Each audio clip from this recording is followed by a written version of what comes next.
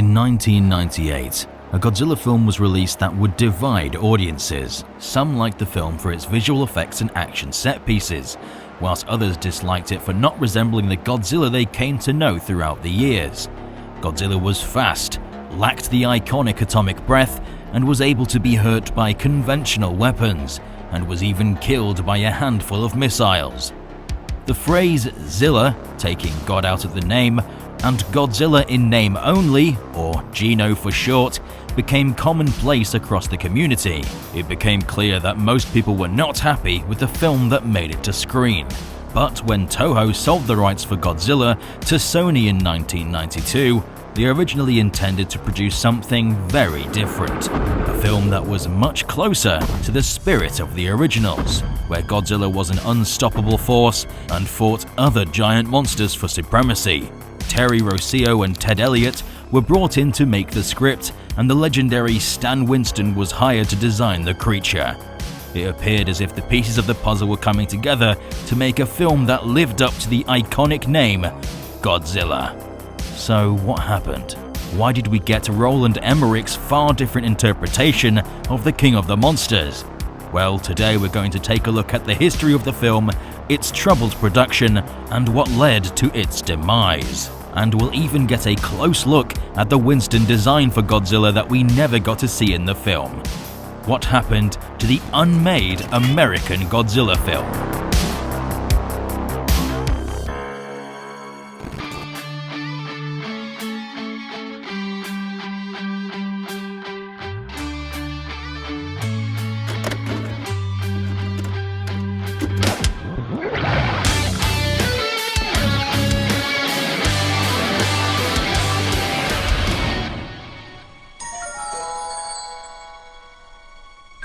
The script for Terry Rossio and Ted Elliott's film, simply titled Godzilla, was completed in 1994. From this, the search began for the film's director. From the heels of 1994's Speed, starring Keanu Reeves, came Jean Debon, who showed interest in the production. And as a fan himself, owning every Godzilla film, he wanted to do justice to the legacy of the King of the Monsters. They were extremely confident in the success of the script and even brought in Stan Winston to make the design for Godzilla and the various other monsters seen in the film. A perfect fit, considering that a mere year earlier, in 1993, he developed the iconic dinosaurs that we came to know and love in the Jurassic Park series.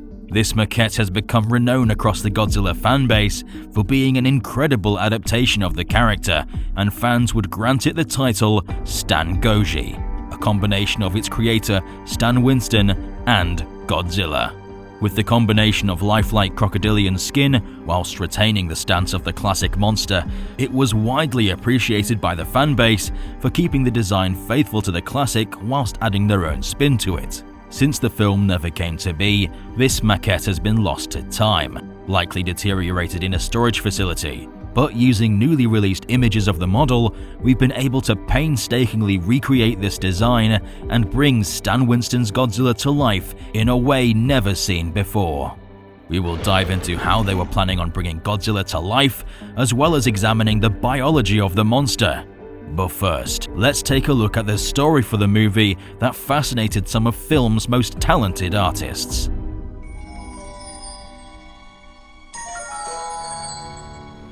The screenplay starts off in the icy waters of the Arctic. A salvage ship is recovering reactor cores abandoned there by the Soviet Union during the Cold War. A malfunction causes an explosion which destroys the ship and opens up a cavern in the icy floor, and from it, a liquid that appears to be blood streams into the water.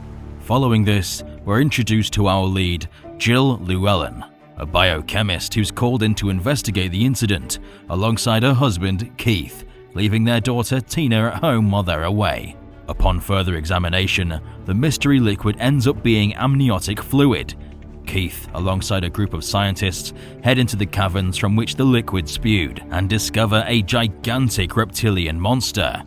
The disturbance wakes the creature up from its hibernation, and it inadvertently crushes the team beneath its feet, killing Keith and Jill can only watch in horror. The newly awakened creature crashes out of the earth and attacks a Japanese fishing village on Taki Island during a hurricane, before plunging into the ocean depths. 12 years later, Aaron Vaught, a best-selling author, and his assistant Marty Kenashita sneak into a mental hospital to interview the only surviving fisherman who calls the monster Godzilla, after recognizing him from an ancient Japanese legend. Aaron and Marty are then caught by the police and arrested, before being approached by Pike, a national security agent who recruits them for the St. George Project, a team dedicated to hunting down Godzilla. The team is led by Jill, who is hell-bent on killing the monster to avenge the death of her husband. While this happens, a meteor crashes into Lake Apopka in Utah. In the water, the meteorite's form begins to shift and change, and begins to flow through the sediment like a mass of liquid metal. Beneath the lake, it finds an underground cave populated by a colony of bats. The strange alien material proceeds to absorb the animals, twisting and morphing their flesh into a new form, a large, disgusting creature with a 12-foot wingspan called a probe bat. After absorbing the whole colony, many of these monsters fly out of the cave and proceed to assimilate whatever organisms it can come across to add to its gene pool. Over in San Francisco, Godzilla is spotted heading towards the city, so the Navy are dispatched to counter any potential assault. The USS Madison and USS Lafayette engage in combat. The Madison surfaces, bursting from the water. The Lafayette is between Godzilla and the surface. As he swims past, he almost nonchalantly reaches out. His massive claws tear the Lafayette's hull open. As the claws rip through the hull, water spilling in, the crew scramble for the emergency stations. Godzilla surfaces almost seems to regard the havoc he's caused with pride. He breathes fire, a tongue of flame, nearly white-hot, stabs out at the capsized destroyer, hitting its midship. The hull melts, the explosion is spectacular. His path clear, Godzilla continues on his way, leaving behind the battle group. The Navy's forces are completely obliterated by the King of the Monsters. In an act of desperation, they even discuss the use of nuclear weapons, but the tactic is thrown aside by Vought as they believe it wouldn't be affected by radiation and that the creature is something of a biological nuclear reactor. They corner Godzilla and utilize the same amniotic fluid found in the Arctic to tranquilize the creature, and he collapses by the Golden Gate Bridge before being taken away to a military base in Massachusetts and contained in a holding tank filled with the fluid. Tina comes to the realization that her mother has spent the last 12 years tracking down Godzilla in order to kill it, and protests that the monster isn't evil and is simply a force of nature. Jill refuses to listen to her daughter and sends her away to stay with her aunt in New York until their work is finished. In Kentucky, the probe bats continue to absorb animals, bringing their bodies back to the cave to grow into the ultimate monster. Once it achieves its definitive form, it emerges from the ground as the Griffin, a horrifying monster with the body of a puma, the huge wings of a bat, and a hydra-headed tongue of snakes. The monster spreads its wings and flies towards New York City. Godzilla senses his enemy's awakening and breaks out of his containment facility and dives into the Atlantic to face off against the Griffin. Jill is told that Godzilla is heading towards New York, and she makes her way towards the city to save Tina in the midst of an evacuation. The two monsters clash in New York, and their fight lays waste to the surrounding city. The Griffin has the advantage of flight, but Godzilla pulls at its legs and bites down. But the Griffin uses its momentum to thrash Godzilla around and pushes him into some buildings. Aaron realizes that Godzilla still has a restraining device filled with the amniotic fluid attached to his neck, so they destroy it, which gives Godzilla the ability to use his flame breath, and he fires head-on, and the monster screams aloud as it crashes by the East River. Godzilla proceeds to rip into the Griffin, biting its wings and tearing into its flesh. He attempts to drown the invader, but the Griffin thrashes and swipes at Godzilla's eyes and finds the momentum to escape from his grasp. The Griffin hurtles towards Earth, claws bared, its speed peeling its lips back in a vicious snarl. Godzilla waits. The griffin is nearly on Godzilla, screaming towards him. Godzilla leaps forward suddenly, exposing the 3 rows of jagged dorsal fins along his back. The griffin is ripped open from stem to stern, and both monsters crash down into the river. A huge impact wave races in both directions down the East River, flooding streets on either shore. Godzilla levels his fingers into the griffin's ribcage and pulls its body apart in a vicious crack. Godzilla slams the griffin back into the river. He strikes like a snake, teeth glinting, jaws slamming shut beneath the water. Godzilla tears the head off the griffin, holds it up and stares at it. Its eyes are closed and not moving. And then the eyes snap open, and the body erupts from the water, clawing blindly at Godzilla, even as it tries to repair itself. Godzilla then breathes a stream of fire into the body. Like being microwaved, the body ignites from inside out and explodes.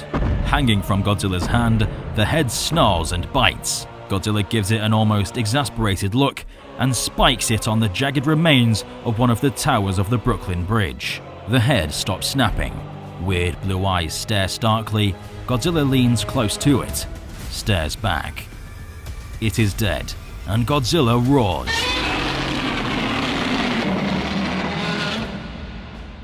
The king of the monsters proceeds to return to the sea, but Air Force jets begin to attack the monster, but Jill Llewellyn calls them off as she's finally come to terms with the passing of Keith and forgives Godzilla, acknowledging that he is a force of nature and a protector. Jill, Tina and Vought watch from the shore as Godzilla disappears into the ocean.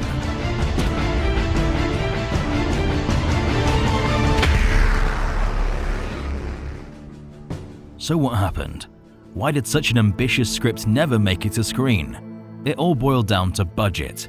The screenplay was jam-packed with action, had a huge cast of characters, and took place in various locations across the world, which would have required a massive amount of money. At the time, CGI was incredibly expensive and time-consuming, and was only recently becoming commonplace in the film industry, and would have required a massive investment if the studio wished to make the film set out by Rossio and Elliott.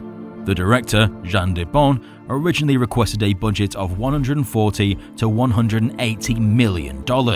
This was a huge amount for the time, but TriStar insisted they get the budget down to a maximum of $80 million. After some revisions, de Bon managed to get it down to $100 million, which was still high for that period. Despite its now reduced budget, studio executives still saw the project as a risk, as they had little faith a Godzilla film could be successful outside of Japan.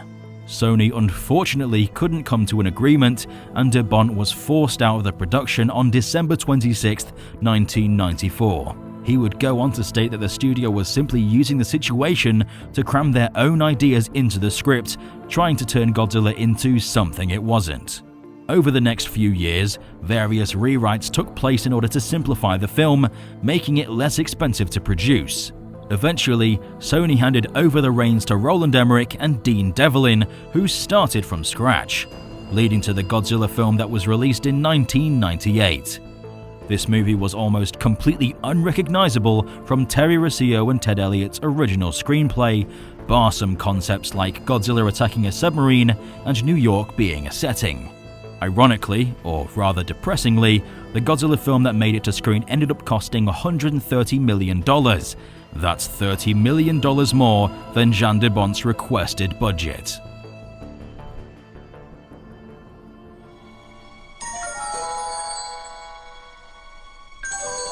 One thing that soaked up a huge portion of the budget was the King of the Monsters himself. It was said Godzilla was to make an appearance in almost every scene. In previous attempts to bring Godzilla to American audiences, stop motion was suggested to bring him to life, but for this production, they decided to fully realize him using state-of-the-art CGI. Following the success of Jurassic Park, this direction was a no-brainer. Ricardo Delgado was commissioned to design the creature.